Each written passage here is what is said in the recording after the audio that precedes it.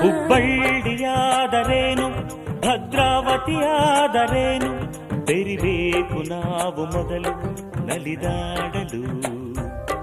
ನಾವೆಲ್ಲರೂ ಸರಿ ಹೋಗರು.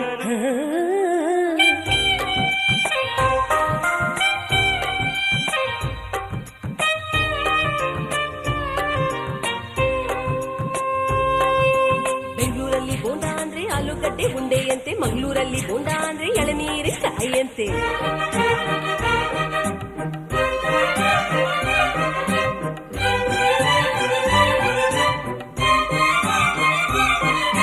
ಗದಗಿನಲ್ಲಿ ಪೂರಿ ಜೊತೆ ಬಾಜಿ ಕೊಡ್ತಾರೆ, ಮೈಸೂರಲ್ಲಿ ಕುಸ್ತಿಗಾಗಿ ಬಾಜಿ ಕೊಡ್ತಾರೆ. ಮೈಸೂರಲ್ಲಿ ಕೊಲಗದ್ದೆಗೆ ಭೂತಾಯಿ ಅಂತಾರೆ, ಮಂಗಳೂರಲ್ಲಿ ಒಂದು ಮೀನಿಗೆ ಭೂತಾಯಿ ಅಂತಾರೆ.